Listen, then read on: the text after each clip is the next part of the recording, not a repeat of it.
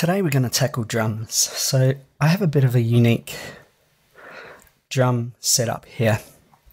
When I received the project file, I received a couple of wave files that have crashes, cymbals and snares. And then I had a MIDI file with some data in it. So what I want to do is show you how I have this routed. The original file had a Superior drummer loaded, but I couldn't tell which kit he had loaded. So here's what I've done. On the kick drum here, I have Superior drummer. And what I'm going to do is, by default, this routing for me comes into Metal Foundry and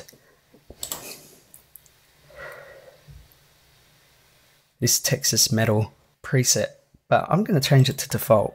And it's going to take just a few seconds to reload all the samples. While that's doing that, I want to show you my routing.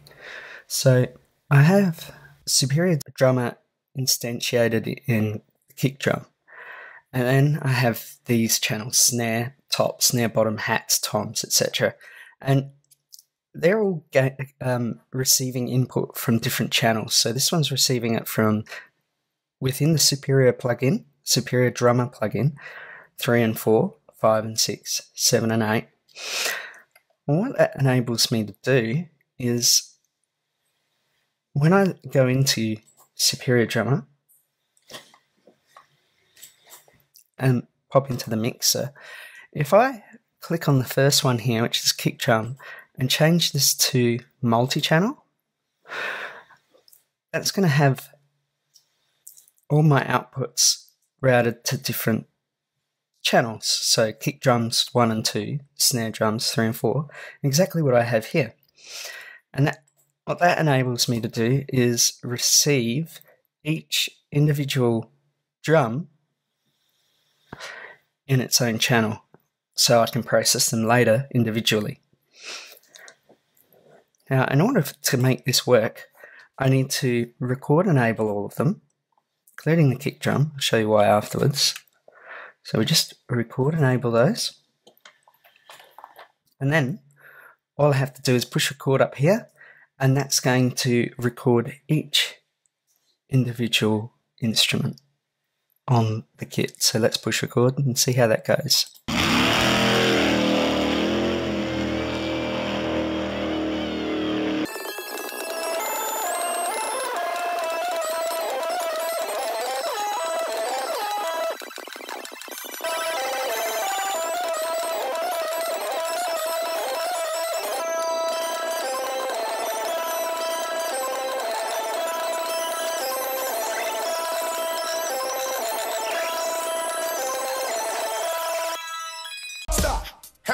What we have here now is the kick drum isn't a WAV file, it's the original MIDI data, but that's okay.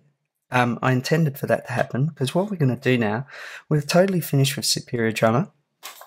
So I'm going to freeze this track. Oh, so I'm just going to remove all my routing. That's easy enough, it's nice and quick. This one here, to no inputs. Just as a side note, you'll notice that all of my channels are sent to no input. Reason why I've done that is it saves on CPU usage. For some reason, if you have these set to some kind of input, your CPU actually travels harder than it should do. So now what I'm going to do, because we're finished with Superior drummer, I'm going to freeze this track. And that's going to only freeze the drum hits because of the Superior routing inside the mixer.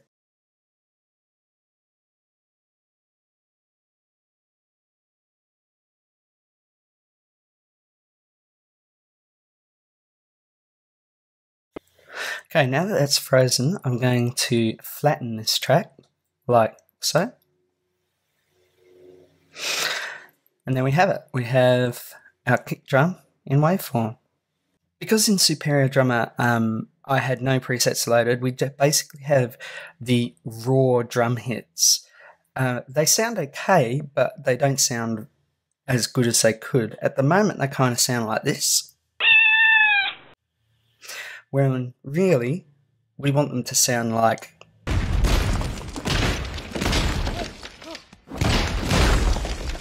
So in order to get there, let's work on the kick drum first. Just want to do some EQ processing first. So just an EQ8. And metal drums have a very clicky attack to them. Those clickiness over the years have moved.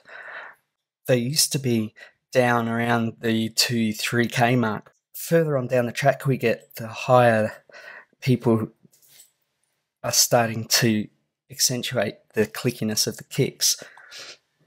I'm a little bit old school, so I'm still going to put it around 3, maybe 3K. And I'll let you have a listen to that. I'll just bring the Q down a bit. So this is what I'm trying to bring out in the kick. This little area here, let's just solo the kick.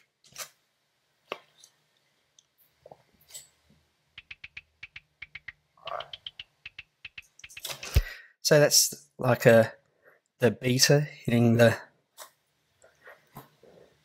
skin. Just gonna cut everything under 30 hertz. It's kind of nothing there that we'll really want. And what I like to do is, the old Pultecs used to have this little trick that we can replicate here. What a Pultec used to do was it used to, if you boosted and attenuated at the same time, it'd give you this kind of curve, and that's a really good curve for these kicks. So really what we want is to accentuate around 50 hertz. That'll bring out that at that low end, and then I'll give you a listen to where it is. So this little button here enables you to solo each individual frequency. So when you're adjusting the frequencies and you have this enabled, it'll just play what's in that area. So I'll do that now.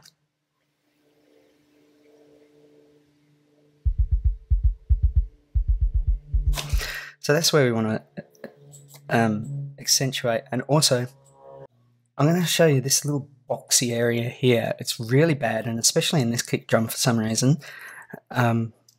I'm really brutal with this, so have a listen to this one.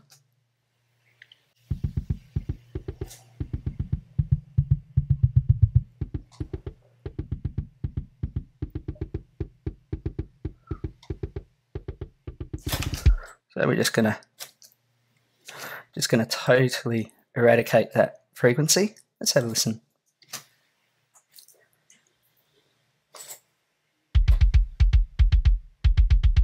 So this is with it off. Let me get to it's an area. And this is with it on. May even just like widen the Q a bit on that one. Let's have a sweep around.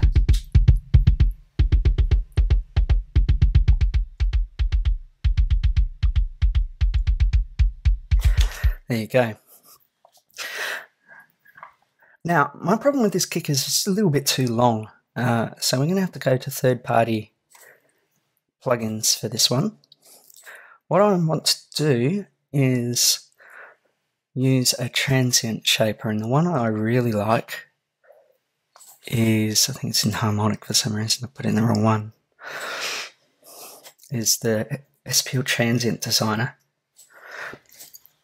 Now, what a transient designer or transient shaper is an envelope shaper. So what it does is it can do things like extend transients out so that they last for a longer period, or give them extra punch, and also it can do the opposite. So it can take away some of the transients so it's not as punchy, and also take away the sustain so it's not as long. And that's what we're going to do. We're going to pull down the sustain on this to make the kick a little bit shorter, and we're going to bring the attack up to make the attack a bit like more prominent. And the reason I'm doing this is a little bit of a rule that I've learned is that if you have long extended bass notes and long extended bass, it's best if you have short drums, and that's the trade-off, is you have to kind of decide which one you want to be more prominent. If you want long extended bass lines to be more prominent, then you need to have shorter kicks. If you want your bass lines to be shorter, say the slap bass or something really short, then you can afford to have your drums sound longer. So what I'm going to do is just going to bring up the attack a fair bit, because I really want to accentuate that, and I'm going to bring the sustain down a fair bit. I'll just give you a listen to what it sounds like without, and then I'll bring it in.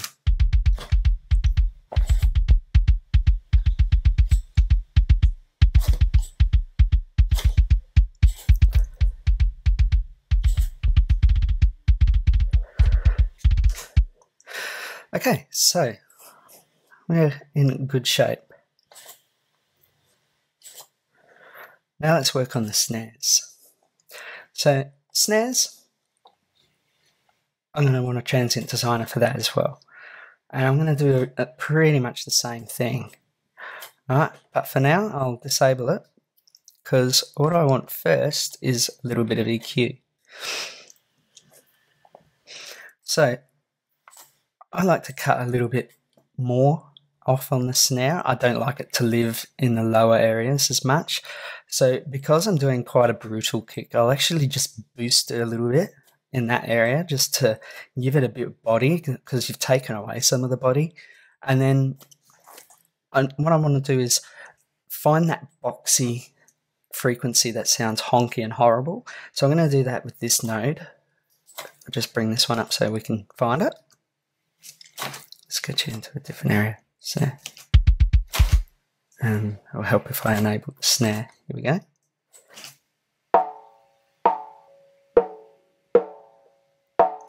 Now, there's a little bit of ringing, a bit of resonant ringing that's happening in that snare, and that's okay. Like some snares have character, and I really like that sound.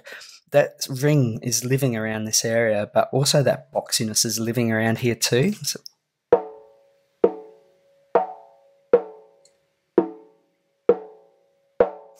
So we're going to eradicate that pretty harsh. Just before and after.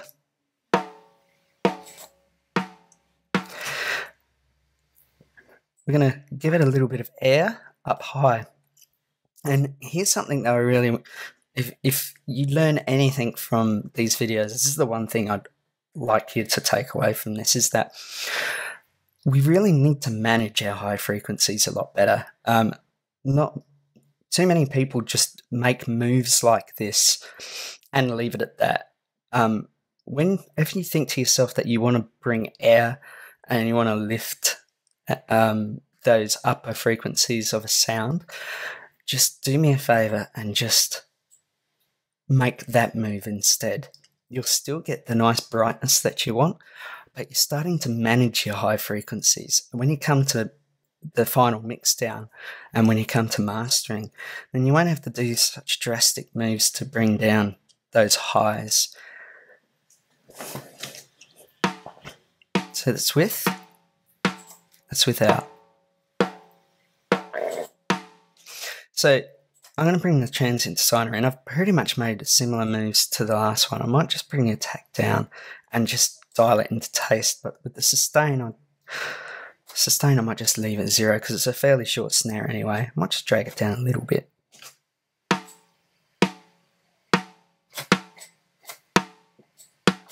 This little red indicator here is telling me that I'm overloading, so I need to bring my output gain down.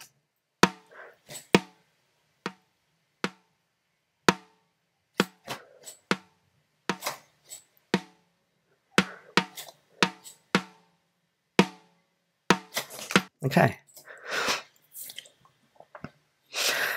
Now we're going to move on to the snare bottom. Now this time there's very little transients in the snare bottom. Well, a little initial transients. It has a lot of snare where the snares are snapping back onto the bottom head, and we kind of want to accentuate those. We kind of want to do this because we want to get rid of that boxiness, and we still want to cut some of the lows out of it. But the thing with bottom snares is you get a lot of kick bleed with them, and the kick bleed is okay if it sounds good. And being superior drummer, the kick sound that's coming into this bottom will sound good. I'll just start it with the EQ off, and then I'll bring the EQ in and see if we need to make any adjustments. So how you can hear the sizzle of the snares. We want to bring that out a bit. And that EQ is just doing that perfectly. It's brilliant.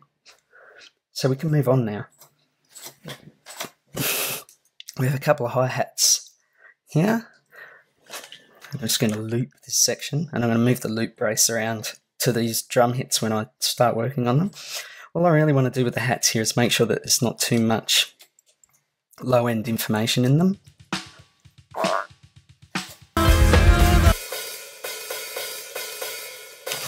There's a little bit, it's not too bad.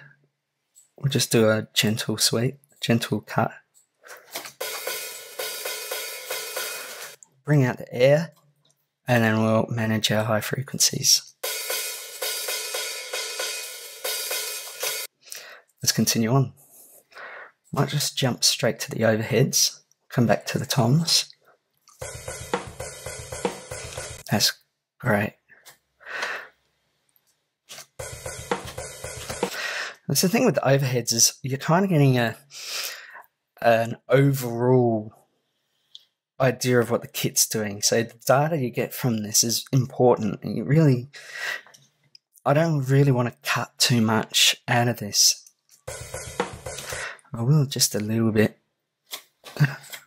but not a great deal.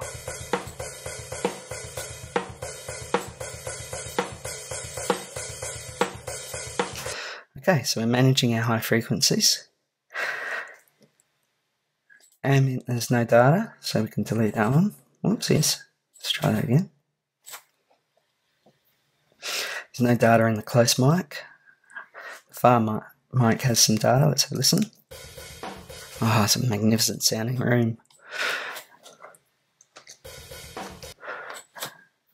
Just going to manage our frequencies a little bit. Just cut a little bit of the lows. Going to dip a little bit around here, around this boxy area. Lift up and manage our frequencies.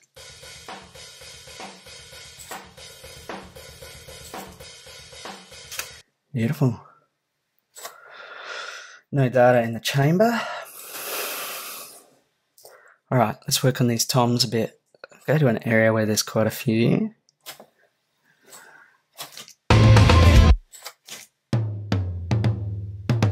What I really love about these toms is how they ring out and how they're working, the two skins are working against each other, and it's giving that kind of warble to it, this kind of movement. I love that. So the processing I'm going to do for the toms is very similar to the ones that I do for the kick drum. I want to bring out the low, I want to take out that boxiness. Let's find it. You know, that noise, we want to get rid of that. Now I just want to accentuate where the sticks are hitting the batter head. So let's go, yeah. And manage our high frequencies.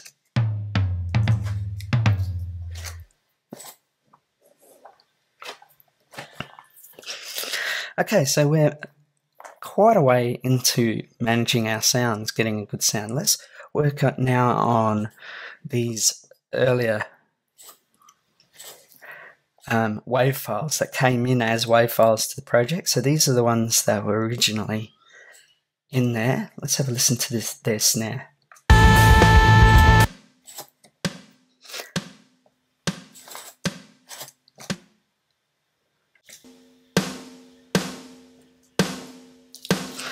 Okay, so the problem I have with this is that it sounds a lot different than the other snare, which is okay, but really, let's just have a listen to how I'll solo both snares together. We're just going to have a listen to how they're reacting to each other. So this new snare, this old snare up here, and it's just a little bit too long for my liking. Let's just make a couple of EQ moves. Let's just cut some, let's have a listen. Oh yeah, there's lots of low-end information there.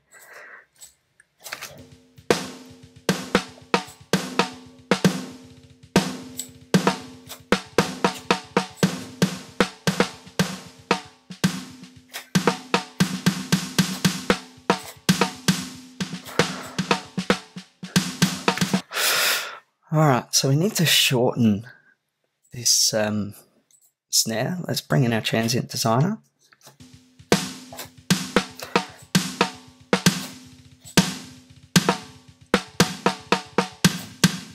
That's a bit better. You gotta remember that in a minute I'm going to put some reverb on these snares to give them a bit of extra space. So to make them shorter is okay because they're going to be a little bit longer via the reverb anyway. Let's have a listen to how in the mix these two snares especially are working with each other or working against each other. Let's have a listen.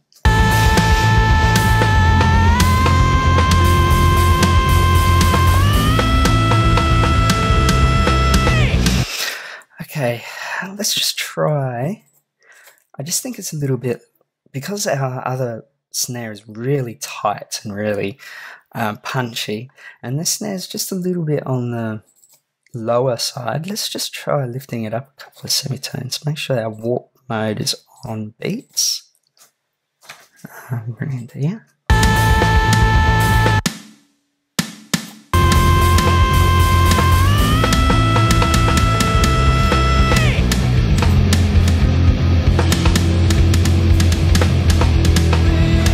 That sounds better to me. It almost sounds like the snare is now in key and it's working with the other snare a lot better. I thought I might have had to do some replacement there, but it's not sounding so bad. I might revisit it later if I feel it so. So we're 90% there of getting our sound, but now I'm going to show you this little technique called parallel compression that's just going to change the way that you mix drums forever, hopefully, if you don't know about this technique, or you've heard about this technique and don't know how to put it into practice. This will show you.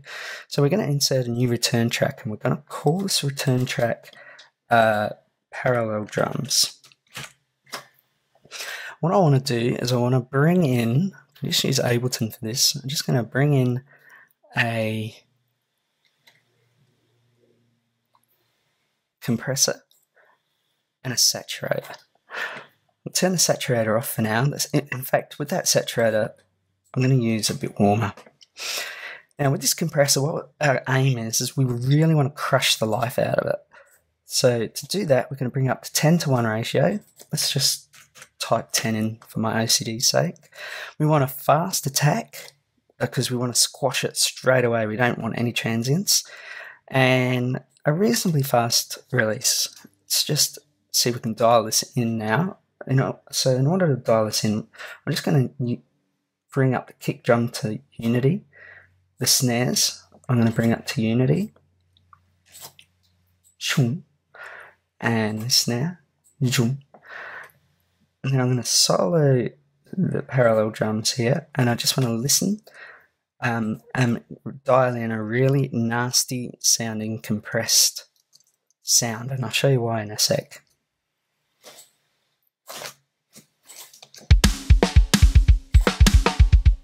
So all we're hearing is the feed coming into this parallel drums return.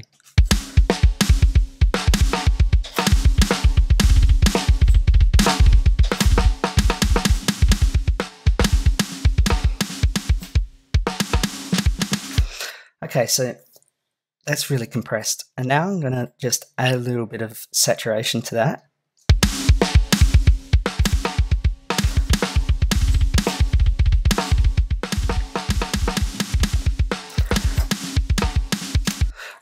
Okay, so now what we have is a compressed and saturated sound. What I'm going to do is I'm going to bring these back down to 0, and I'm going to play the music. I'm going to bring these sends up in volume until I get a sound that I like. And it's almost like an instant sound good knob.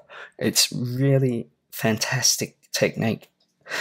we're going to start it from here. I'm going to listen to the entire mix. And I'm going to bring the kick drum and all the snares. And also, afterwards, I'll loop that tom section again.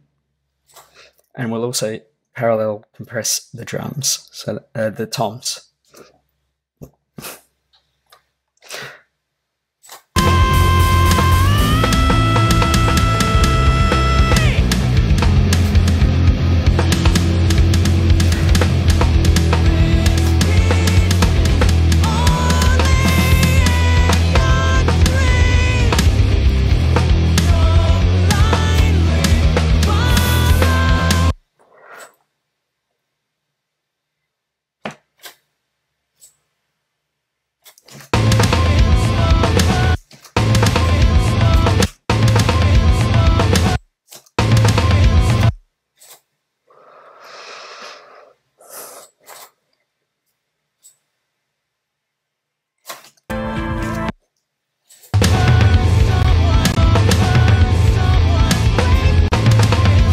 So I just brought out the clip gain on these toms. They were just a little bit too quiet and they were getting lost in the mix. And now I have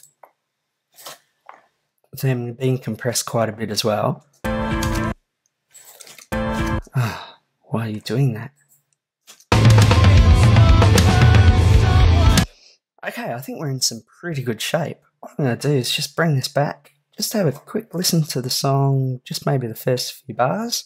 Just see how everything's sitting together. Also, I'm just going to bring the vocals up just a little bit, just so we get a better idea of what's going on. I'm not even just,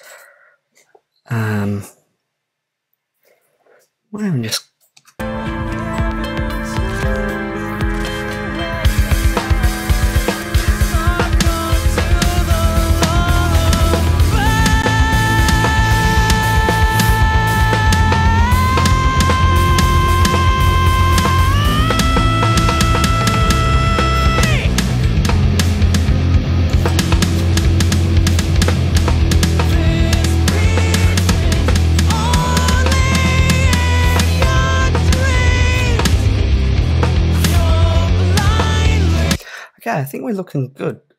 Some interesting drum programming choices there, but I'm more interested in the in how it's all sounding together. And I think we're getting close. Just what I might do now, what I want to do is just bring in some kind of reverb. I think this is something I'm going to visit again a bit later. But just for now, I just want to bring in a nice, something like a room maybe. Make sure that our dry wet is all the way to 100%. Make sure that our quality is high. I don't even know why they have an economy setting on a reverb. And then I'm just going to make sure that this gives some snares some reverb love. Let's just drag this over here.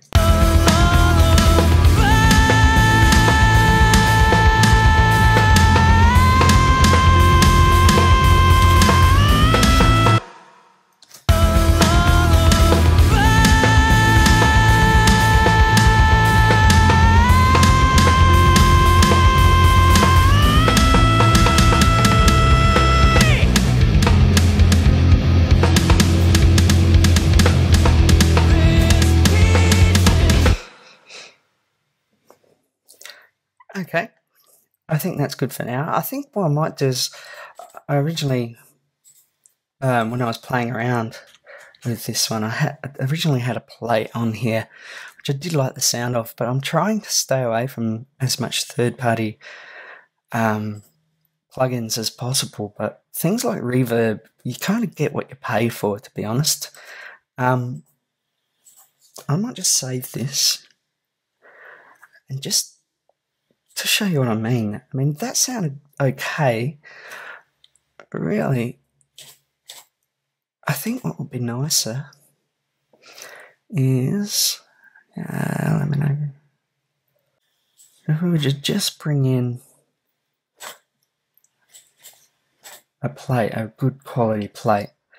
I really like this EMT 140, and I really like my snares to have a very short decay, so 1.2 seconds is pretty good. Let's have a listen to that. And just out of interest, usually the sweet spot for plates, especially with vocals, is the 2-second mark. So let's have a listen to this snare. Let's drag these down. Yep. Just bring it back in and just see if we can hear what the difference of the two reverbs.